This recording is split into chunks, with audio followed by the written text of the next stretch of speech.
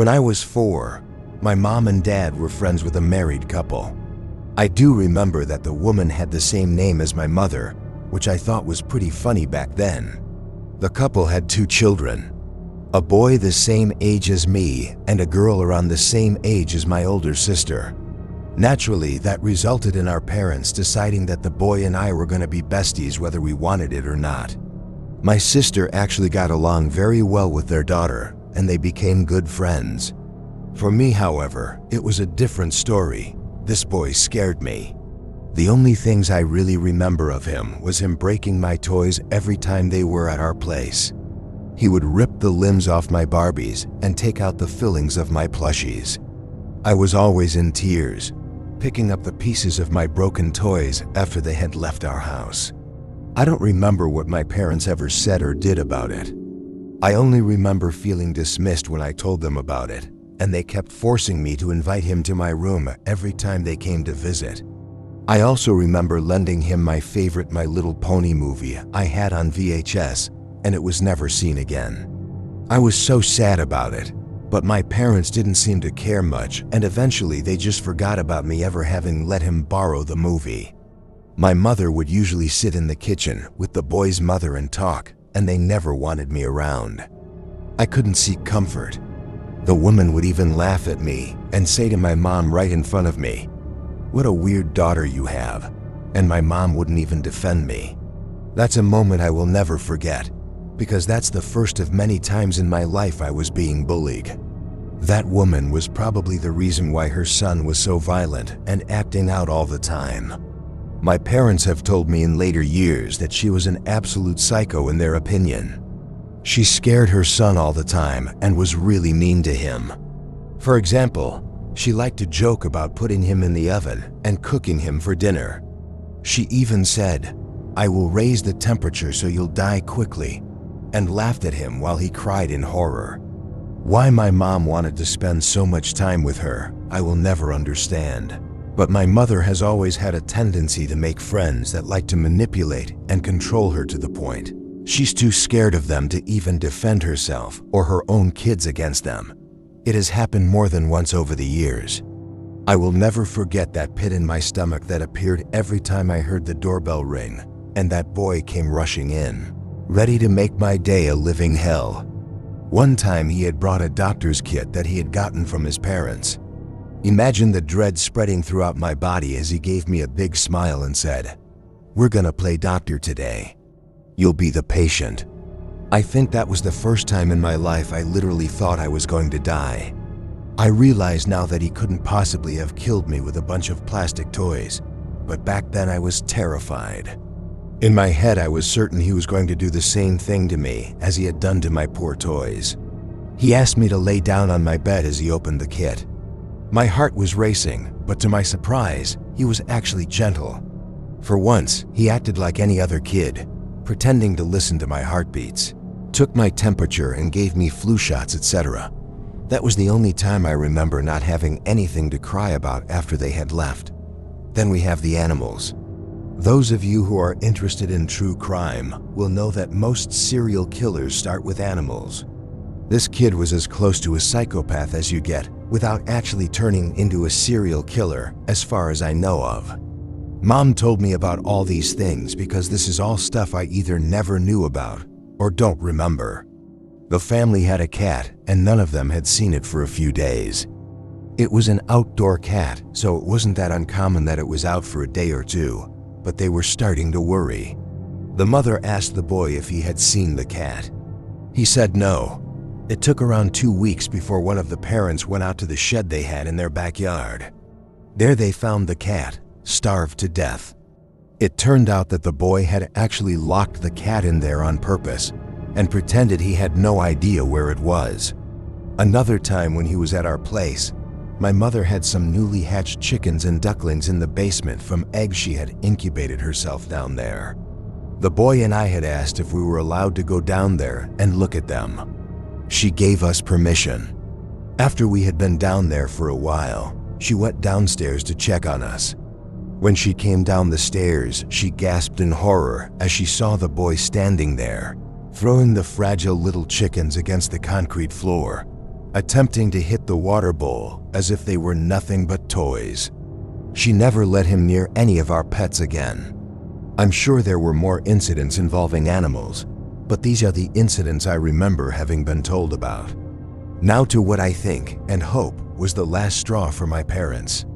The boy and I were outside on a hot summer day, playing in the backyard. Our parents had a pleasant conversation further away. This is one of those things I don't remember at all, so I'm only going off of what my parents have told me. The boy had gone investigating and found a pair of hedge cutters.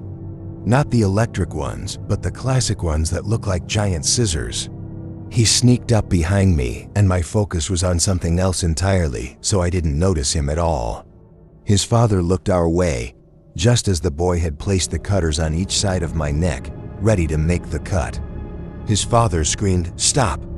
and ran towards us, literally kicking his son to the ground to save me. I don't think I ever grasped what had happened at all. After this, the boy and his father spent an hour and a half inside a little playhouse we had. That's how long it took for the boy to utter the words, "I'm sorry," because he refused to see that trying to cut someone's head off with hedge cutters is wrong. Like I said, I hope this was my parents' last straw. I don't remember if the family visited us again after that incident, since I don't even remember the incident itself. All I remember is the relief of eventually never having to see that kid again. I'm pretty sure he's part of why I became a victim of bullying for years to come, thanks to me being afraid of everyone around me and acting weird around people. As far as I know, he's living a normal life today with a girlfriend around 30 minutes from where I live. My mom has seen him a few times over the years, and she says he's become such a quiet and charming young man. She thinks I should meet him someday to see that he's not like he was back then, and maybe that would help me get over the trauma he caused. I just told her, no thanks. I don't feel like becoming his first murder victim. I hope I never see him again.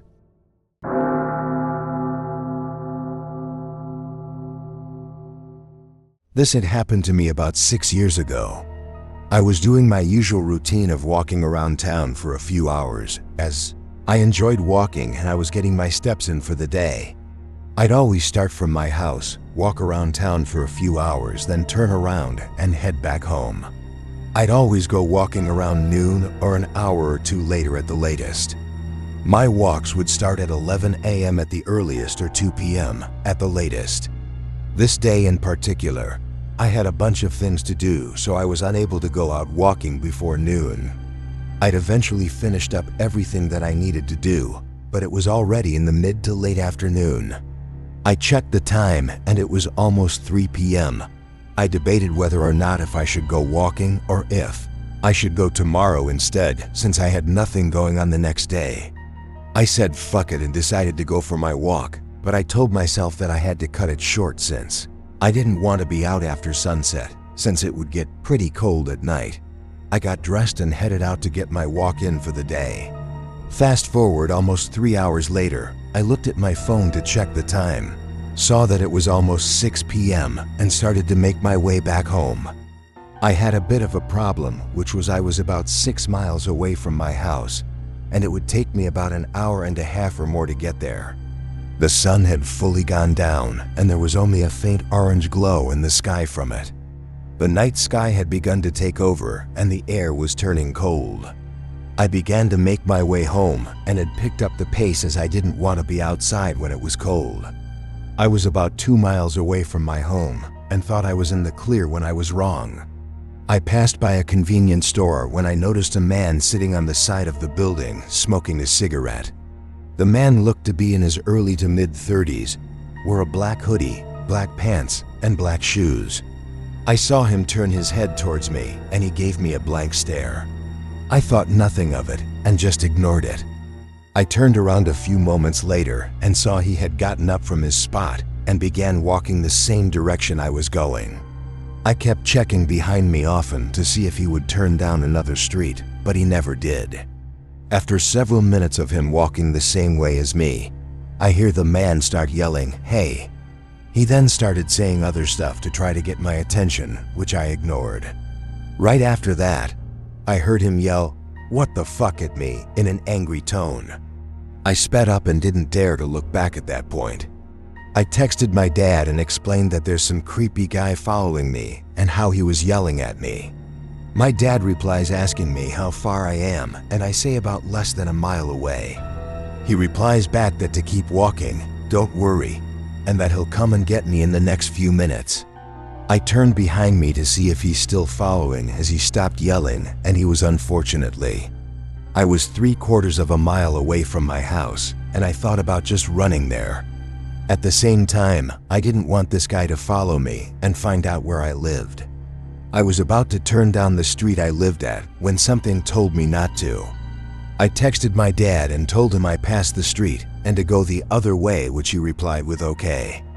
I kept going forward passing the street when all of a sudden I heard some kind of frantic noise.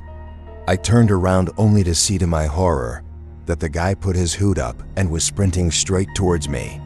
Without hesitation, I bolted straight ahead and ran across the street. I kept running for what felt like hours until I saw a pair of headlights coming down the street. I waved my arms like a madman hoping they would see me. Thankfully they did, and the car stopped. I got closer and saw it was my dad. I looked behind me only to see that the man who was chasing me had somehow disappeared. I got in the car and explained everything to him. He said that he was going to drive down the street to see if he could find the man and would confront him. We drove down the street only to see nobody walking on the sidewalk or hiding behind the bushes. There was no sign of anyone being out as the streets were empty. From that day on, I never go out walking after 2 p.m., and I since then carry a pocket knife with me whenever I go out walking for my own safety and protection. I don't know what that man would have done to me had he caught me, and I don't think I ever want to know.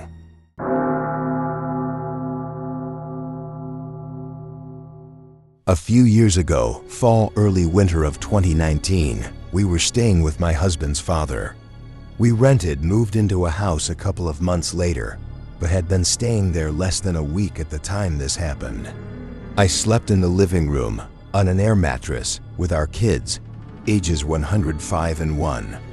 The kitchen, dining room, and living room were all open space. There was a wide counter, sink that was a bar on the living room side. He never had stools or used it like that though. Always had a sofa pushed right up to it, and had storage for dishes and whatever in the kitchen side. On each end of that counter, there was about 4 or 5 feet of open space between it and the wall. Along the wall directly opposite the front door were 3 doors: father-in-law's bedroom, bathroom, spare room from left to right. My husband slept on the tiny spare bed. His dad kept the door to his room closed and usually had a TV and, depending on the weather, either a space heater, window AC unit, or at least one fan going. I don't remember if my husband had the door to the room he was sleeping in open or closed that night. Except for that back wall where the bedrooms and bathroom were, the house had windows all the way around it. Large, floor-to-ceiling windows along the front and a line of large, sliding windows along each side wall. It was originally built as a sort of camp getaway cabin. Windows equals view. Apparently, he disagreed and was in the process of building a front porch and replacing about half of those windows with wall. However, at the time, the porch was still being built and none of the windows had been changed or taken out yet. This particular night, I was holding my 18-month-old with a child on each side of us. We had all been asleep for a while when I woke up. I'm not sure what time it was, but the house was mostly quiet and no one else was awake. I lay there quietly, without moving around, for a little while and couldn't figure out why I was awake at all, much less so alert. Not long after I decided it was just one of those things, sleep cycles, blah blah blah, and was about to try to go back to sleep, someone knocked on the front door. Not a loud, banging, beating knock, but definitely a knock. The air mattress was in the middle of the living room area, and the door was on the kitchen side of that dividing counter. I really didn't want to answer the door for multiple reasons. Was in the middle of 3 sleeping children. It was late, It was cold, and we were cozy and warm, all snuggled together. It wasn't my house company, and no one else seemed to notice someone was knocking. The knocking went on for longer than I would have knocked on someone's door in the middle of the night, and did get more persistent, though never did turn into banging. No one called out for somebody to answer the door, and no one's cell rang. Finally, I heard someone walking down the unfinished porch.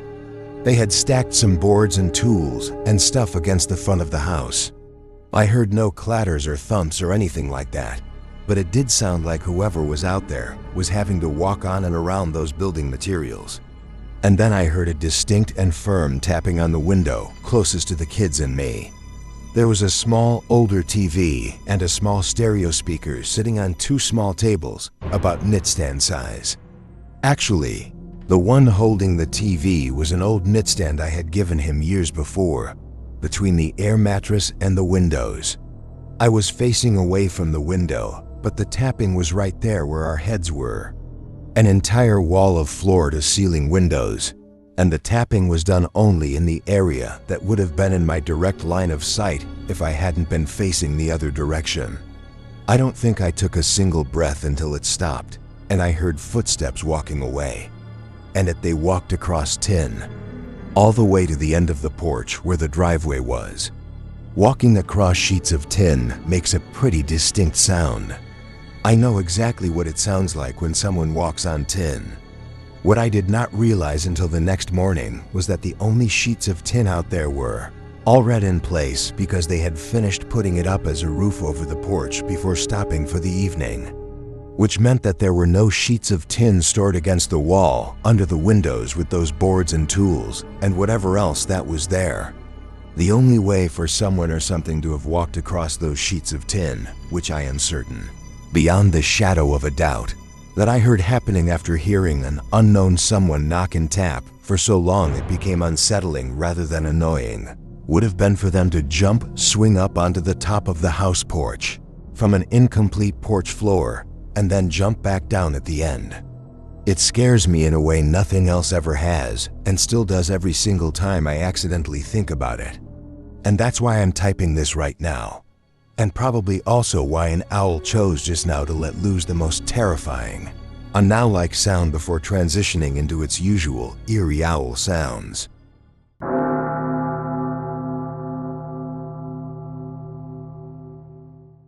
I lived in the Appalachian Mountains my whole life, where the woods are thick, tangled, and full of mystery. Growing up there felt like stepping back in time. We had no cell phones or gadgets to distract us.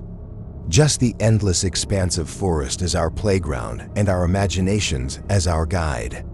My best friend Madison and I would spend hours exploring the dense woods behind my house, following animal tracks, climbing trees, and discovering hidden creeks.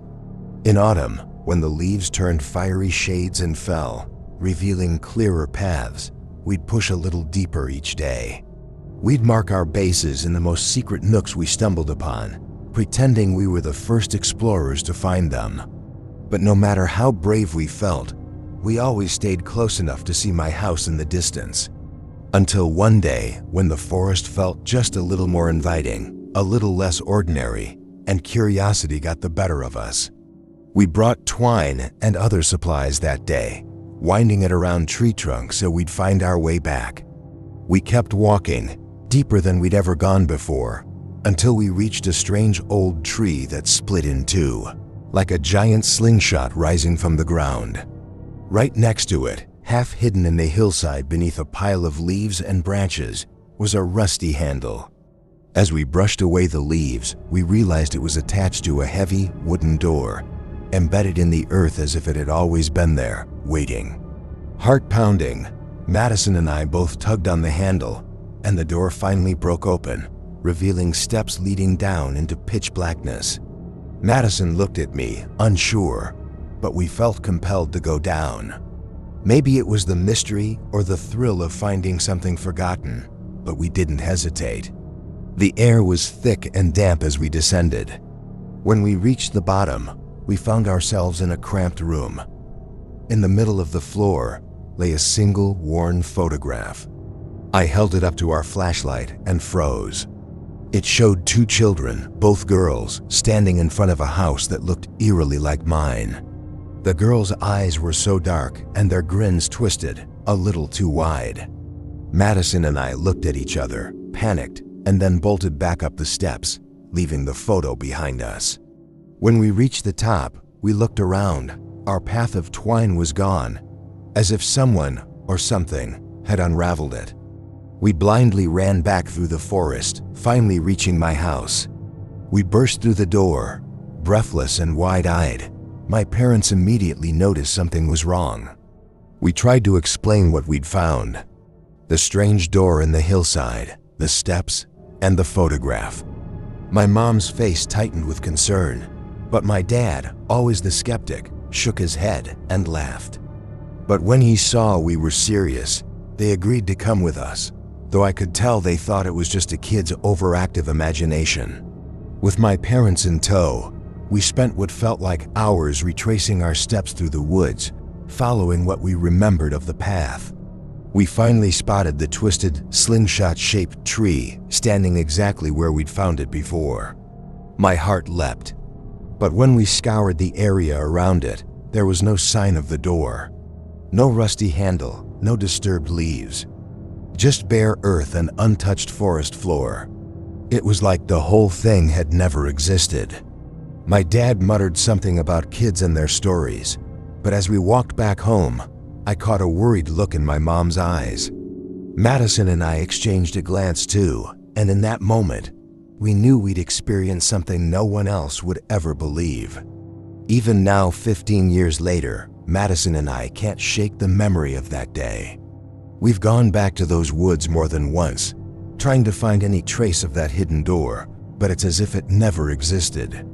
We have no explanation for what we saw, no way to make sense of it. Every time I visit home and glance up at the woods, a chill creeps up my spine, and I almost expect to see the door waiting there, half buried and forgotten, just as we left it. And no matter how hard I try, I can still see that eerie photo in my mind. The eyes, the strange grin, like it's burned into my memory.